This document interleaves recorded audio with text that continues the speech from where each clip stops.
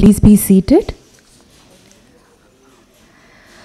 We welcome you all to the launch of the report, The Anatomy of an Internet Blackout, Measuring the Economic Impact of Internet Shutdowns in India.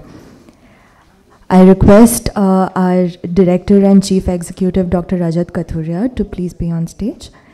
I also invite our panelists, Mr. Sanjeev Bikhchandani, Co-founder and Executive Vice Chairman, InfoEdge, Mr. Mahimapat, District Magistrate, Collector and Deputy Commissioner, Ranchi, Jharkhand, Government of India, Mr. Rajan Mathews, Director General of Cellular Operators Association of India, and Mr. Singh Chima, Policy Director, Access Now. Raman is stuck in traffic and will take about 5 minutes to arrive.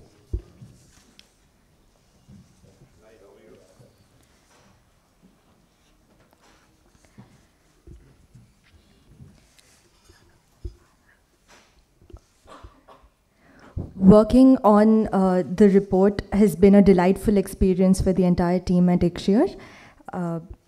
And we are all pleased to have every one of you here at the launch of the report. May I please request Dr. Rajat Kathuria to deliver the welcome remarks.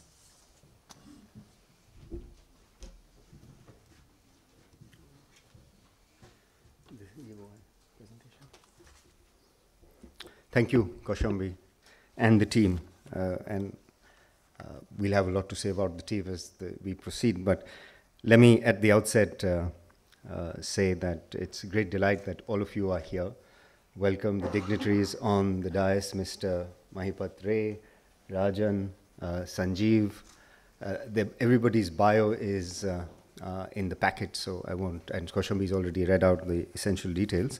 Raman is on his way, so he'll be here shortly and we'll start. There's a slight change in the program, which is something that, we did not anticipate until yesterday.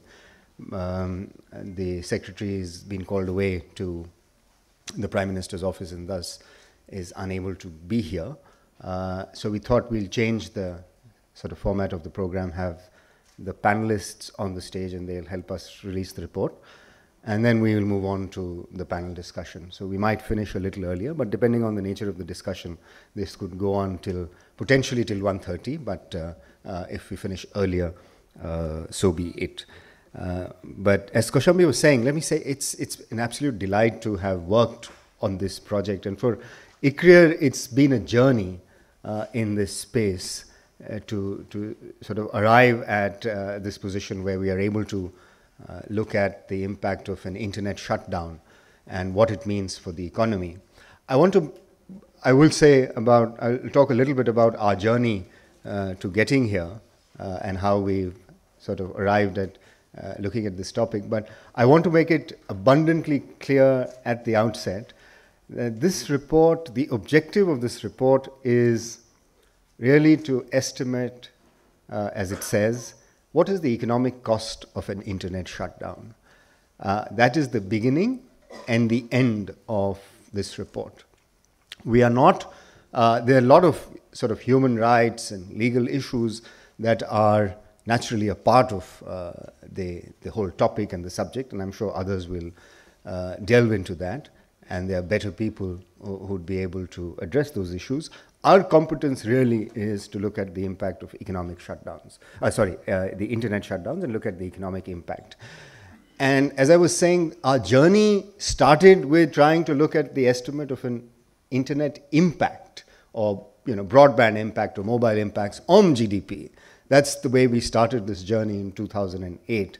And we looked at how, as you know, India was sort of deprived of physical infrastructure. Mobile came along, and the success of mobile is now legendary, the technology, the competition, and many of you sitting in the room who I personally and ICRIER know so well, including on the dais and in the audience, were part of that study where we tried to capture the impacts of greater telecom penetration. And that was way back in 2008, and we've come a long way since then. We've looked at we've done several studies, and now digital economy has really become a part of ICRIER's research portfolio.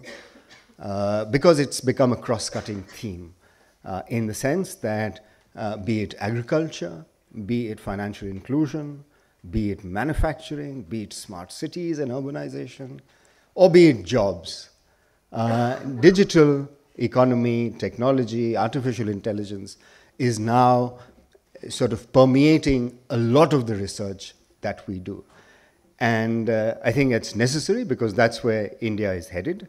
And we always pride ourselves in ICRIER to anticipate the emerging needs of the economy in a policy sense. So we are very happy to do this study, which is, I wouldn't say the culmination of a long journey, but maybe somewhere around the middle of this long journey, which will continue. And there are several research topics that we will talk about during the course of the discussion that can sort of emanate from this research study. But I want to underline, as I've already done, that this is the beginning of doing the economic impact analysis of internet shutdowns. And hopefully, this would become an input into policymakers' toolkit when they do decide that this is internet shutdowns are necessary, or mobile shutdowns are necessary for the greater good of the nation, for addressing law and order situations. Of course, they are used both for addressing potential law and order situation, or avoiding escalations in a given law and order situation. So internet shutdowns, and we're not for even a moment trying to evaluate the worth of doing that to save people's lives, because we can't do that. All we are competent to do is to look at what the economic cost, given that digital, as I said, digital economy is pervading everything that we do, from e-commerce to finance to manufacturing to jobs to urbanization. So naturally, there will be impacts of shutdowns, and therefore, if the impacts are high, that can become an input into policymakers' toolkit to then see if there are any other instruments available to tackle the situation. That's the limited, as I said, purpose of this study. But in a larger context, it's a good thing, and in the context of this study, you can have too much of a good thing. Internet is a good thing, and you can have, in some sense, too much of a good thing, in the sense that if you do have a shutdown, then you have to explore alternatives for people who are dependent on the net, and the study will look at some of those. Apart from the macroeconomic implications of an internet shutdown, we've also gone to the field and done case studies to look at how people adapt to an internet shutdown. Some shutdowns are long, some shutdowns are shorter, but by and large, they do affect not only the economic life, but the social economic life. One of the things that I should also say is that this has been, as I said, this was a study which we, almost 2 years ago, that we conceptualized, given the increasing pervasiveness of the internet, and conceptualized. It's taken some time in putting it together, because while there have been other studies that have been done in this genre, none has looked at the case or the subject as we have. Of course, India is a large country and very heterogeneous, and you have states, and we took advantage of that diversity to estimate the potential impacts. So this is the first time that this has been done for a country of the size of India and the way we've done it. There are other impacts, as I will tell you when I make the presentation, quick presentation on the macroeconomic findings. There are countries like Egypt and Brazil have also been subject to shutdown, as have been several others. But the methodology that has been used is slightly different from our methodology. So it's taken a bit to come here, and whoever works on the Indian economy knows that getting data and the paucity of data is really a constraint. And so we've come across, we've hit roadblocks in terms of data. We've had to make some assumptions around data availability, but by and large, I think those are reasonable assumptions, and we've been able to overcome some of those constraints. When data availability becomes better and people begin to document this, then I think there will be sort of more robust estimates in the same sort of genre of estimating internet shutdowns. But having said that, let me conclude by saying that digital infrastructure is akin to a general purpose technology. We've had electricity before us, we've had roads before us, and I think now it's the digital infrastructure. Not to say that it will substitute for roads or electricity, but just that by having much more of digital infrastructure, I think our life becomes so much easier, and we get much more of a bang for buck for the existence of other infrastructure. So if you have good roads and you have good, let's say, power, then the multiplier effect of a digital economy becomes that much more impactful.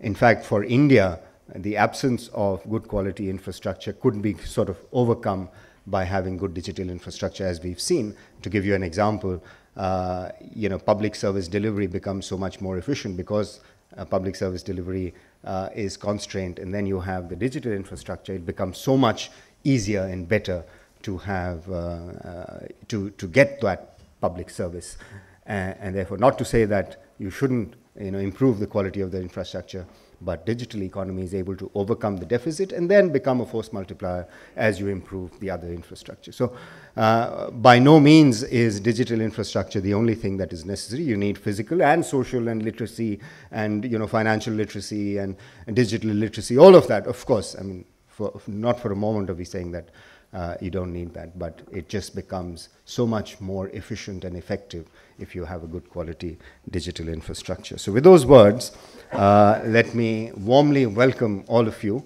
and thank you so much for coming to this launch, and welcome Raman for also being here on the panel, and of course the other panelists. So a warm welcome to all of you, and thank you very much for being here.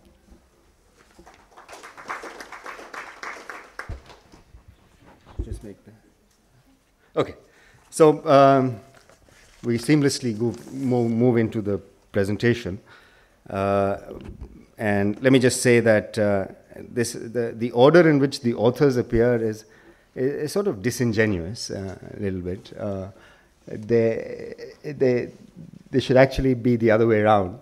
This is the team that is sitting here, has worked very hard on the report, and they will be sort of interacting with you, and I will ask them to say a few things about the report.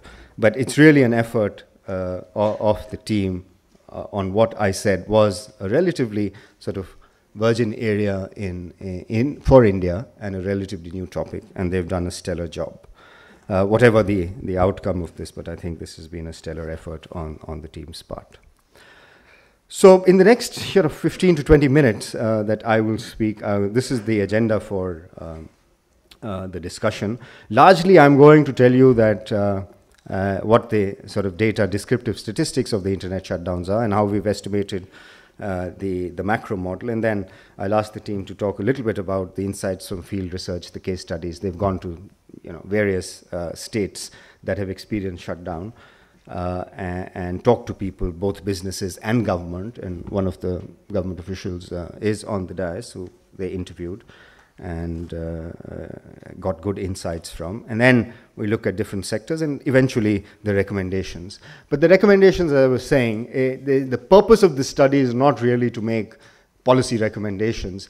The purpose of this study is just to estimate the number and then look at what are the alternatives that policymakers can look at while ordering internet shutdowns.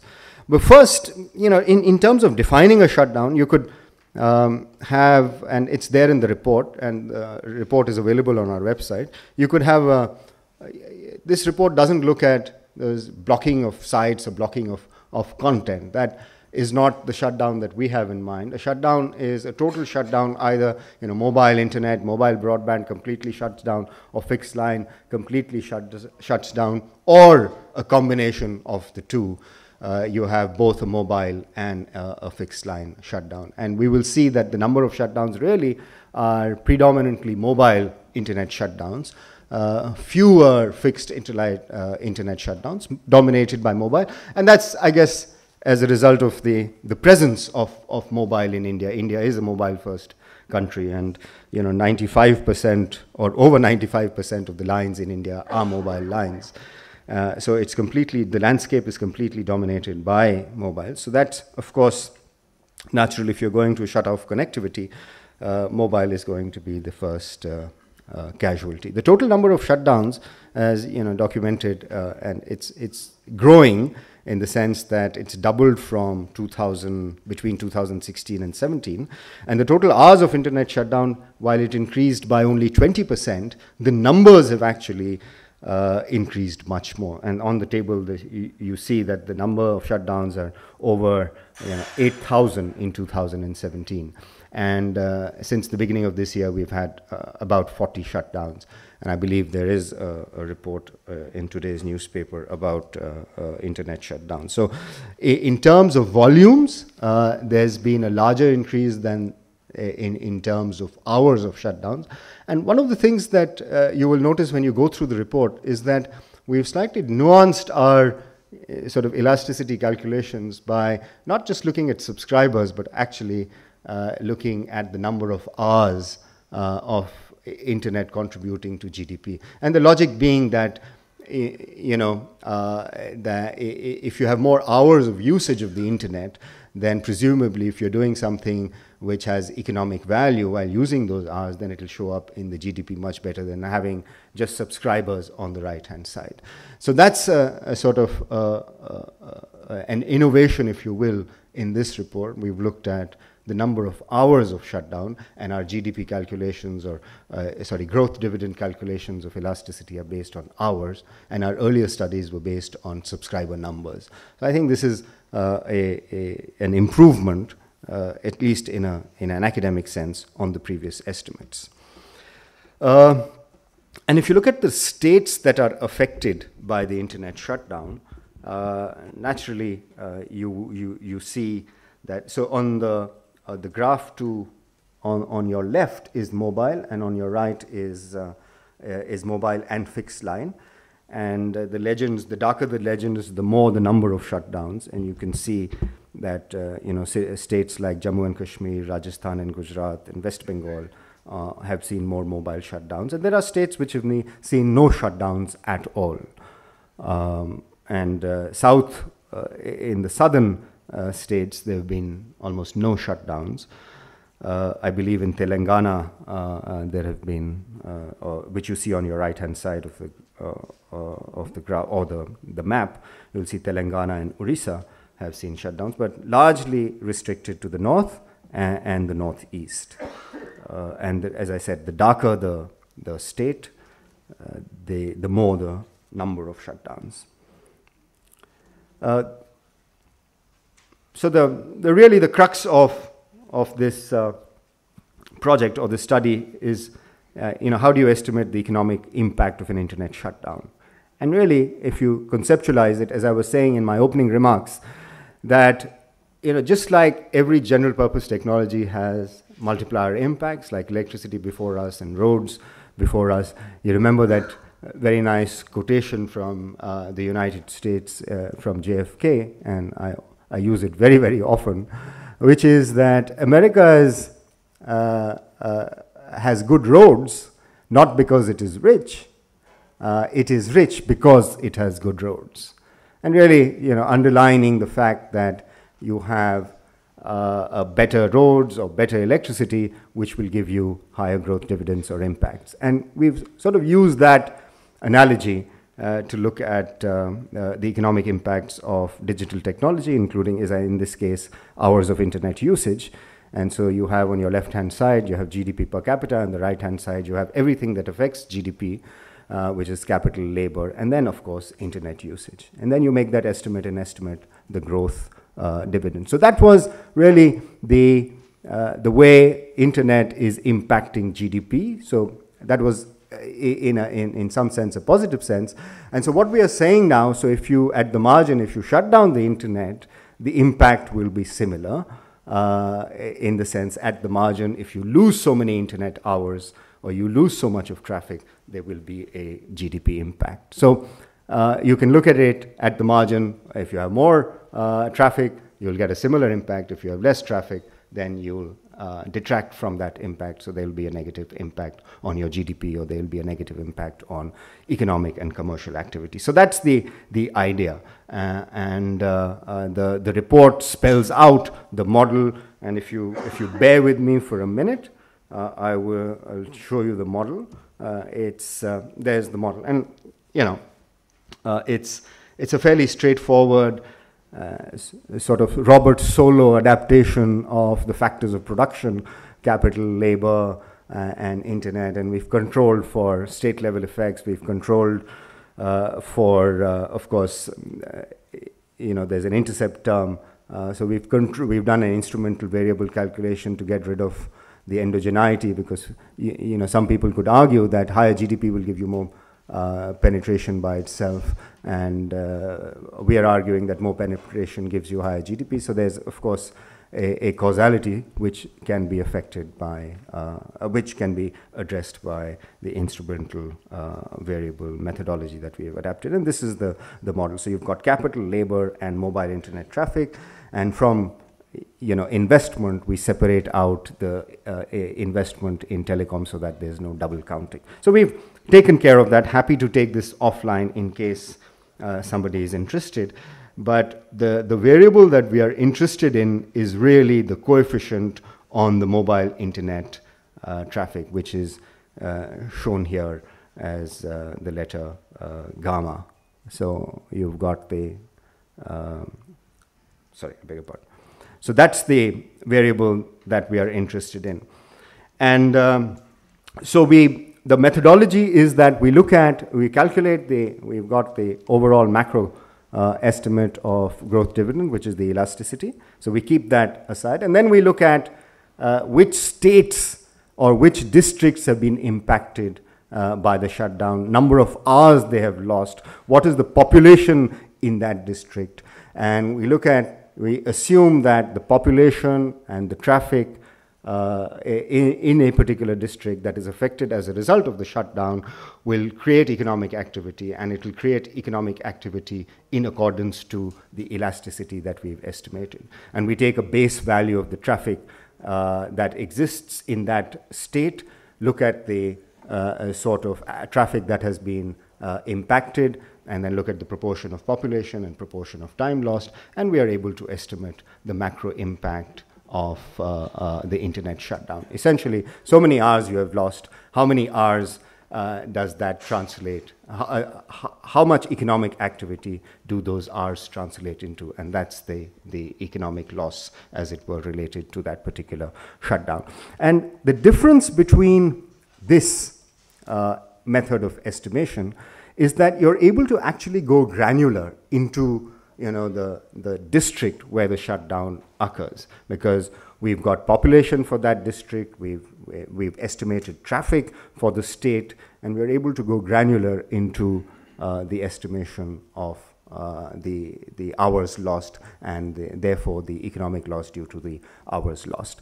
Other calculations which are country level based, and I will walk you through them in a bit, base it on overall economic activity in the country. So this, as I was saying, is slightly different because it's going more granular, it's going more district-wise. And what is the policy implication of this? The policy implication, of course, is as technology improves, it's already there in some sense, embedded into what I've already said, is that in case there is an issue or a situation which you need to address, then you need not shut down the internet for everybody. And there are technology experts sitting here, and so you can actually target the area, the mobile tower, or the area that you want to shut down the activity for. And that really, so in a sense, our model is also going granular, looking at the district, looking at the area where the shutdown has occurred, and but of course applying the macro estimate to estimate what the economic value or the economic loss is due to that shutdown. And then we sort of look at, in the report you will see a table which shows by district the value that is lost due to the shutdown. And some shutdowns are very large in number, in the sense they last a long period of time, and some shutdowns are shorter than others. So there's heterogeneity in the hours lost due to a shutdown, a mobile or a mobile fixed line shutdown. And then, to complement the quantitative estimate using the macro model, we then, when the team visited states and talked to government officials, and I'll ask them to talk a little bit about that in a bit. Let me give you the headline results of this study, which is that, and this is really the meat of the study. We lost, this is the period that we've looked at, is the 5-year period between 2012 and 2017. And there were 16,000 roughly hours of internet shutdown in India, divided between fixed and mobile. As I said earlier, predominantly the shutdowns were mobile, so there were 12,000 hours of mobile internet shutdown. That, based on the GDP growth elasticity calculation, results in a loss of about $2.37 billion during that period, the five-year period. And for the mobile and fixed internet shutdowns, they were about 3,700 hours, and that cost the economy $678.4 million during the same time period. So if you look at the total impact for India of the 16,000 hours, you just add up the two. Roughly, we've lost in the 5-year period the 16,000 hours of mobile and internet shutdown, or the total internet shutdown, cost the Indian economy about $3 billion. That's the loss in economic value. Now, of course, I mean, you shouldn't take that as a point estimate. I mean, that's the order of magnitude. It could be, depending on how you are able to assess or evaluate that, it could be higher or lower. There could be reasons it could be higher. There are reasons why it could be lower. People adapt to, West Bengal has a 6-month shutdown. Right? People adapt to a shutdown and may be able to devise other means to continue economic activity. Now, that sort of nuance would not be captured in the estimate, because the growth elasticity would not be able to take care of that in a contemporaneous way. It will do it over a period of time, but at a point in time, the growth elasticity would not naturally be able to calculate that.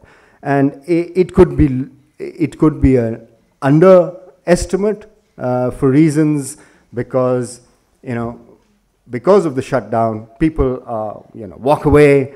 Or if there are extended shutdowns, people just walk away, don't pursue what they are pursuing, get disheartened, or whatever the impact could be on their economic activity. So, depending on the way you look at the shutdown, this number is best seen as a range. And of course, the number in an absolute sense, you need to be able to also assess how does this compare with other countries? And it's difficult to compare, as I was saying, with other countries. There are tables in the report, and I would encourage all of you to read that, the report carefully to be able to draw a sense of how we compare with other countries. We've tried to do some comparisons. And if you look at the first shutdown that occurred in the world, that was actually tabulated or used as a subject of estimation the economic loss, which was Egypt, and OECD did it. It was estimated to have cost the Egyptian economy $750,000 per hour. That's, $750,000 per hour was lost. But that was an entire countrywide shutdown. We can't do that for India, because India has never experienced a countrywide shutdown. We've experienced, district-wise, in specific states, shutdowns. Of course, Gujarat had a shutdown, I believe, for the entire state for a longish period of time.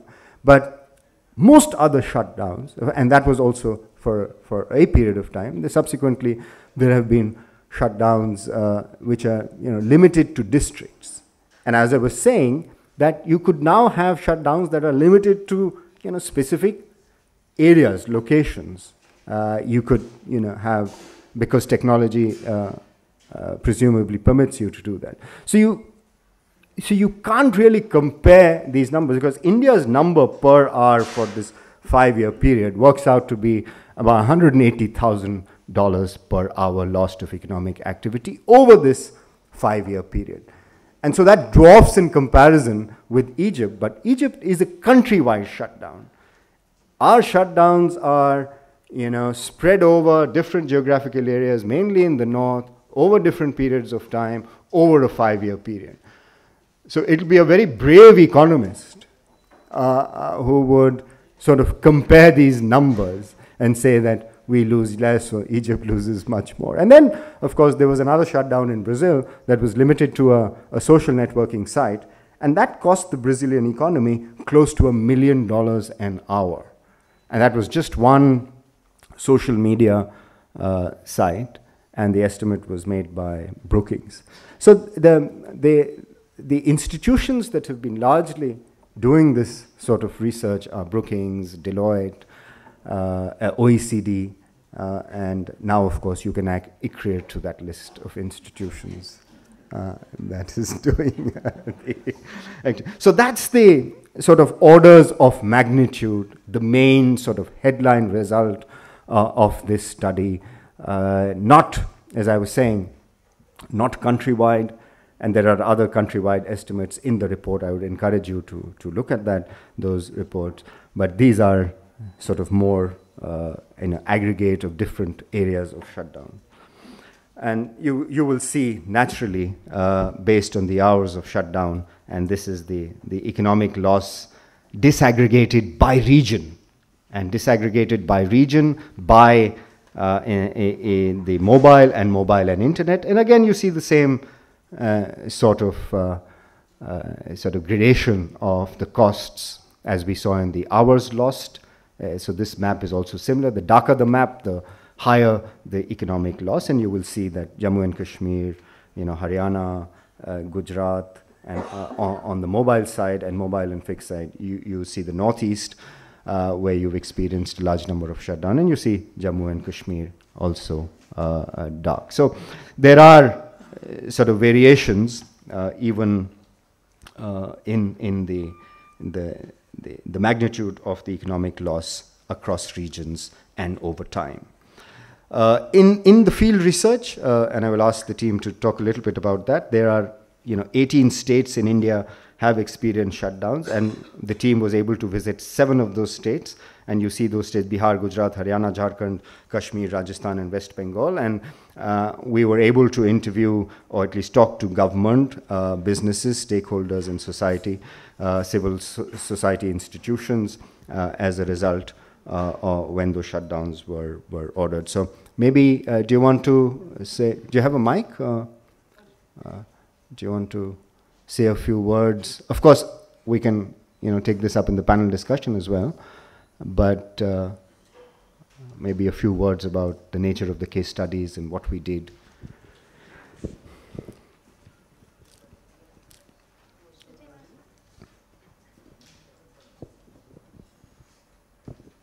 So Darjeeling was one of the states where we went for the field research, and Darjeeling faced 104 days of internet shutdown. So one of the businesses which got affected most was the hotel business. So we found that during the internet shutdown, for the customers who made the bookings and wanted to do the cancellations, the hotels couldn't refund the money back.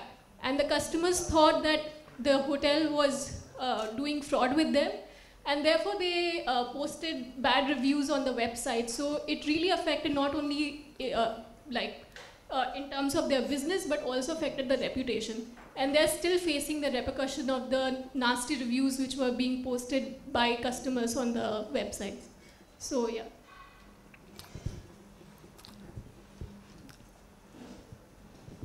The other very interesting case study that we have is from the state of Jammu and Kashmir.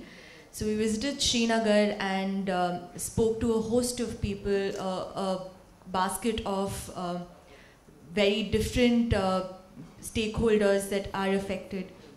So the thing about Kashmir is the nature of the shutdowns, which have increasingly become hyper-localized, in the sense that specific towers are being shut down for due to militant activity or any other reasons. one of the major industries affected and which is the backbone of Kashmir's economy is their tourism sector. And many businesses reported an inability to go online and sell their products, or when orders have been placed, their inability to deliver on those orders, which also represents a sort of opportunity cost or this potential loss because they're not being able to expand their business. So this was majorly the insights that we got from Kashmir. And tourism happens to be, likewise for Darjeeling, and Kashmir happens to be one of the most highly impacted sectors. Just to talk about how it was in Gujarat, and we saw that there were quite a few shutdowns that Gujarat had seen, but the nature of it varied. Some of it was quite long term in terms of it had a week or so, and some of it was like a day or 24 hours. And surprisingly, there were very mixed responses in the sense that some people felt that it really didn't have much of an impact on their activity, and a lot of people switched over to fixed line and broadband connections and didn't really feel the pinch of an internet shutdown. It kind of points in the direction of the kind of difference in impact to an urban and a rural setup, and I think these are certain nuances that we are able to capture from the field research. I have a point that's similar to Gangesh's, and these are two contrasting examples from Bokaro and Jaipur. So when we visited Bokaro, and we met with several stakeholders there, and there was a long story about how they couldn't do anything without the internet. And it was only towards the end we realized that they were talking about an absence of a network and not the shutdown. So they didn't even realize that the internet was shut down because they weren't even aware that it was actually a shutdown. They thought that the network wasn't available just as is. In contrast, Jaipur, each stakeholder we met felt the pinch of the shutdown. So they said that we struggled with not even knowing what was going on. So for a couple of hours till an announcement was made or they found out through media, they thought that they were trying to contact their service provider, what happened, why isn't the net working, and all businesses saw severe, significant losses because they were so used to using even the mobile internet for, let's say, so we spoke to an e-commerce company and they said all our vendors in the field, they interact over WhatsApp, they confirm samples over WhatsApp, and likewise IT companies, people who work from home, they said we had to all sit in office and deliver because the mobile internet connections weren't working, the dongles weren't working. So yeah, like the same point that you have very different stories based on how much the internet matters to the economic activity of that place. Yeah, so we will have a chance to engage the floor. I know this is a very interesting study. So, and you see the insights that the team, visiting. When I was in graduate school and I was doing development economics, of course, an American professor was teaching me development economics, and he said something which still resonates in my mind. He said the best way to understand a developing economy is to actually observe it, to see it. And I think there is no substitute for actually having gone and talked to people who've experienced the internet shutdown. And as Mansi is saying that, so much of your economic activity is now become dependent on the net, which was, as I said, the reason why we started this research in the first place, to estimate the growth multipliers for, enhancing economic activity. And I've spent time explaining the sort of nuance now that we've brought into this research is, instead of looking at subscribers, we've been able to look at the impact of internet traffic. And therefore, we've been able to estimate the loss. Because you can look at internet traffic growth, or you can look at internet traffic decline. And as I said, at the margin, you apply the same growth elasticity to estimate either the positive side or the negative side. In this case, we are looking at shutdowns affecting adversely your economic activity. But the point of this story or this narrative is that the more economic activity transfers to the net, the more e-commerce becomes important, the more a sharing economy becomes important, the impacts of shutdowns will naturally, the economic impacts of shutdowns will naturally increase.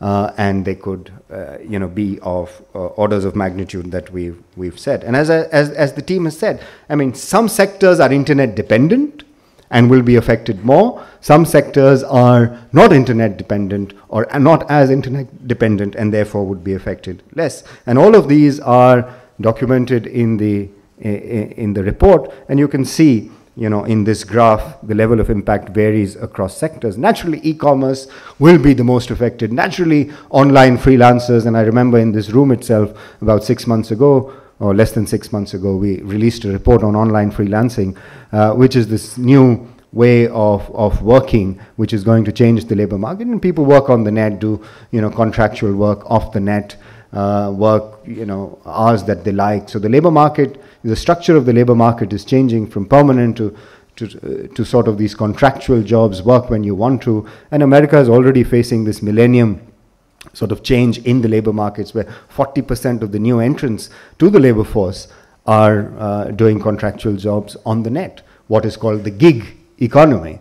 And, naturally those people who are working in this economy will be adversely affected as a result of an internet shutdown. And the other sectors, tourism, IT, of course, naturally. Banking, counterintuitively, is not as affected as it would seem, because they have their private local networks or private LANs for core banking services. So it's only the customer interface that is affected, but their own core banking services rely on private lease line networks, and therefore work efficiently even during a shutdown. And then, of course, there's banking, there's education, there's healthcare. Future course of action. But before I've already said as much as I wanted to say about the future course of action and recommendations. There's not too much emphasis that we wish to put on the recommendation, but they're there. They emanate from the report. But before I conclude, I do want to say something which is in the report, but not in the presentation, is that since we've been able to look at, very localized, as Kaushambi was saying, in some sense hyper-localized is shutdowns as well. We've been able to look at localized shutdowns, and if you look at where these shutdowns have occurred, you would see that out of the top 10 cities in India by GDP, and I was just doing quick sort of browsing the net last night and doing a quick sort of analysis of which cities have the highest GDP, and it's in the report. So Mumbai in India has very high GDP, city GDP. Delhi comes in next by PPP. So orders of magnitude are Mumbai is about 300, right? $300 billion of GDP by PPP in India. So Mumbai, and if you want to compare it, Bangladesh, for example, has $500 billion GDP PPP. So Mumbai, $300 billion is sort of close to 2/3 of Bangladesh. And it has not experienced a single shutdown. Delhi, about close to $300 billion GDP. Not a single shutdown in Delhi during the period that, and I don't think there's been a shutdown, any of us who live in there. None of the top 10 cities, save Ahmedabad and Surat, because Gujarat was shut down as a state, none of the other top cities by GDP have experienced a shutdown in India, and only Gujarat and Surat, and it's documented. So we thought that's interesting. It's also, in a sense, the coping mechanisms in cities due to law and order, as a result of a law and order situation, maybe are better, maybe services are better, maybe policing is better, whatever the reason. We don't know what the reason is, but this is the sort of descriptive statistic that except Ahmedabad and Gujarat, the top 10 cities by GDP in India have not experienced a shutdown, at least in the period that we've examined the study. So, with that, let me sort of just mention that, there are various methods or there are the various recommendations that follow from our research. One of the primary that I would put a lot of emphasis on is that if there is a shutdown, mobile or fixed internet, then some way of capturing the economic. So what we do in regulation, I worked as a regulator in my previous professional life, and so there's something called a regulatory impact assessment. I mean, what is the impact of the regulation? So just as sort of a knowledge or a repository of, you know, where the shutdown occurred and what the economic impact was. Not judging, not doing any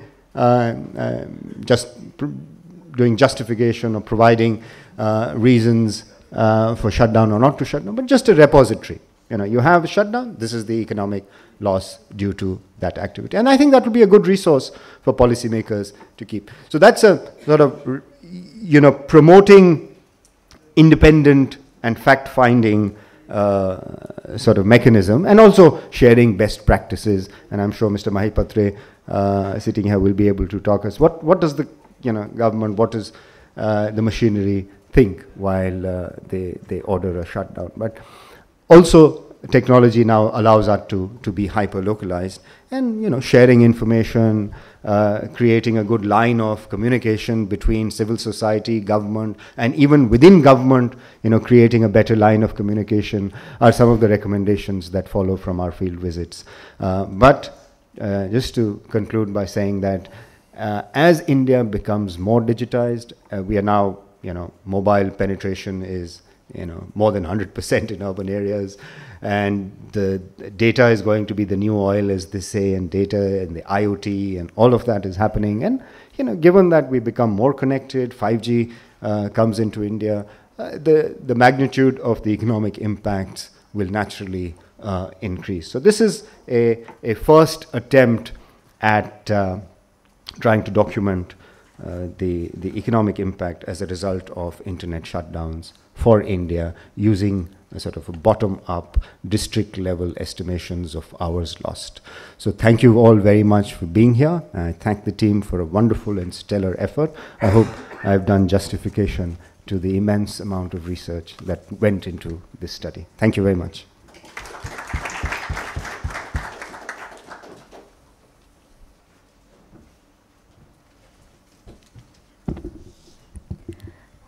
Thank you, sir, for your presentation on the findings of the report. I now invite Dr. Kathuria, along with our esteemed panelists and the authors of the report, for the release.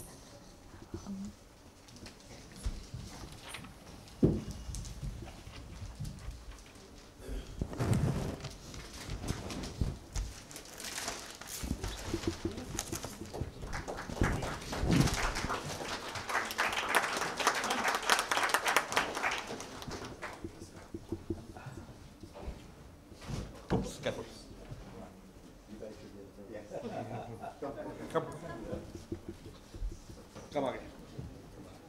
Come in front, come in front. Come in front.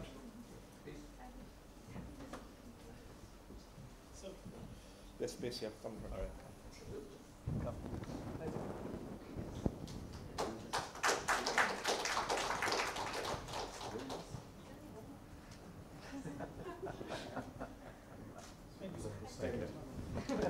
Congratulations.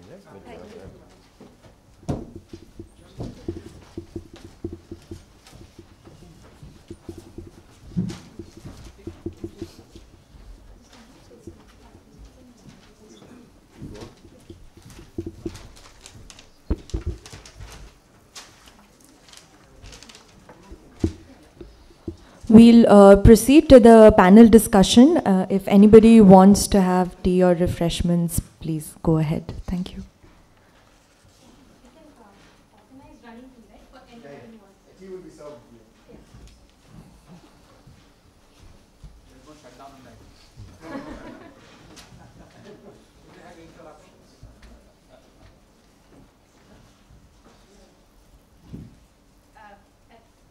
I'd like to begin by thanking our panelists again for being here. Thank you so much. I also think that this is a really well-represented panel in terms of points of view on the different issues that are associated with an internet shutdown. Just to make this more clear, we have Mr. Rai Mahimapat, who is going to present to us an administrator's point of view, what drives an internet shutdown, why he ordered an internet shutdown is what I think I'm going to urge him to talk about. And then we have Raman, who's presenting the civil society's point of view, Mr. Rajan Mathews for everything telecom, and Mr. Sanjeev Bikhchandani for the internet company's point of view and how we want to think about startups that are basing a lot of their businesses on technology. So let me start with you, so that, beginning of the problem, why a shutdown? If you can use, illustrate the Bokaro example, the shutdown in 2016, and explain why, how, was it necessary, do you think it was successful, and then maybe a next round of questions. They always send the easiest to the gallows first. And I am playing the devil's advocate, literally. So I was guilty of 36 hours of internet shutdown in a district called Bokaro, which is not one of the 10 industrialized towns of this nation. However, it is a key economically important district.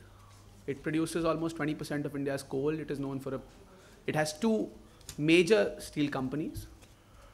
It generates over 3,000 megawatts of energy, most of it consumed in halls like these. In Delhi, not in Bokaro, by the way.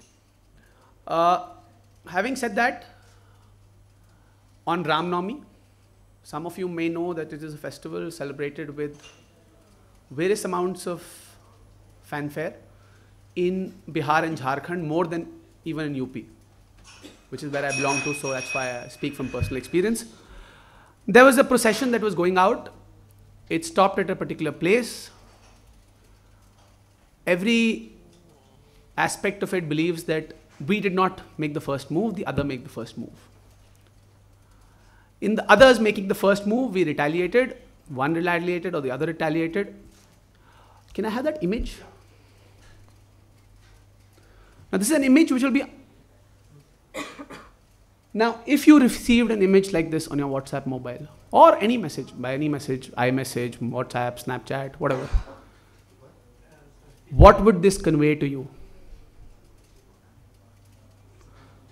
This is the message that my wife sent to me 3 hours after we had controlled the violence. I was already hurt. I had got a good, decent amount of stone pelting on my forces. I myself had got 1 good stone on my leg.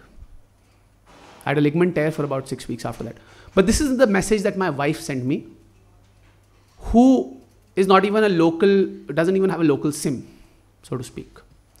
And this is when I realized that at some level we have to control this outbreak of information. And obviously there were other people who were telling me that, sir, there is WhatsApp messages that are happening which kind of tell a very different story from what is actually on the ground. The situation in itself was controlled in about 2.5 hours. We had managed to separate both warring communities. The stone pelting was in this case happening on the police and the district administration who were there. There was arson, obviously. There were some 4 vehicles that were destroyed, some 4 or 5 shops that were destroyed. But we did not lose any life. People were hurt. The reason why localized, hyper-localized shutdowns don't work in a district, especially in a communal situation, is that you have to prevent a communal situation from what the doctors called metasis. It is not that if there is a communal situation in this room, it will not spread to Khan Market. The point is that the entire district comes on to boil. And the reason why I say this is that my neighboring district, Hazaribagh, had the same problem. They did not shut down the internet for almost 2 days after that, us. Their problems continued for 5 days and 3 human lives were lost. It's an easy figure to come up with, 1.11 crore approximately when you convert US dollars into Indian rupees per hour as the cost of internet mobile telephony. But if any of you have ever been in a communal situation, you will realize that economic activity is the last thing that you wonder about. It is safeguarding your family, it is safeguarding your household, and then safeguarding your, so quote unquote, if you can be mobilized by the mob, your supposed interests that are getting hurt. Nobody believes the administration. If you come from the majority community, the mob will claim that it is a matter of appeasement. If you have a minority view, the mob is a minority view, they will believe that anyways the state uses the police and the administration as a method of their dominance. Secondly, mobs by themselves are very different from human rational beings. This fire that you see, the first one, was started by a 13-year-old child. The first fire that you see. And from that, they started burning the other trucks. By the time that all 4 trucks are, by the way, charred.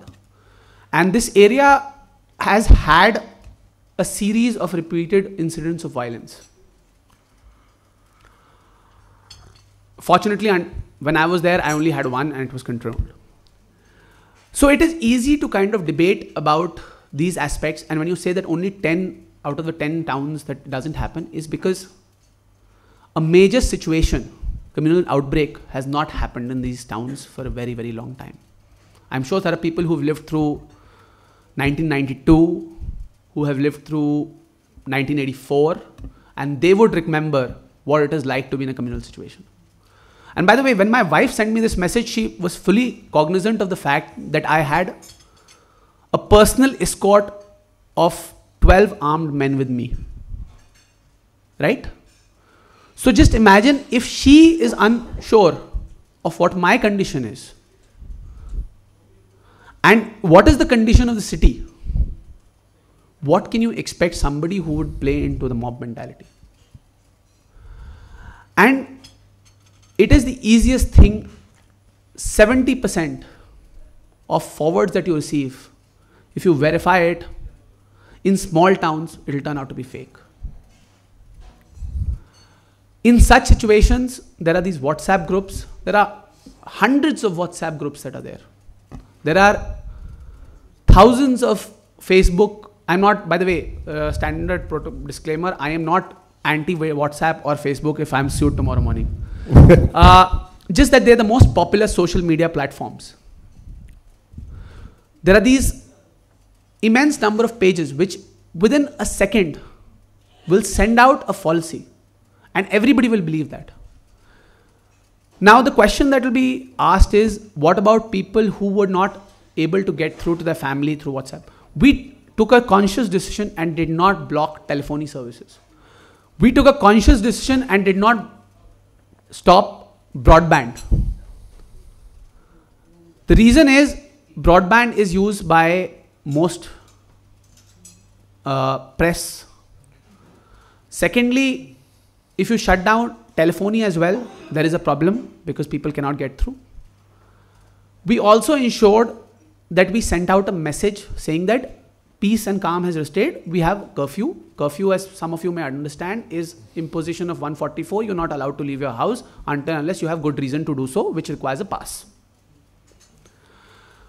We sent out messages like those. But obviously, because people start seeing it on national media or on other media, they start calling up with, as any physical infrastructure, digital infrastructure tends to get clogged. Phones don't go through. You have a breakdown of basic telephony as well.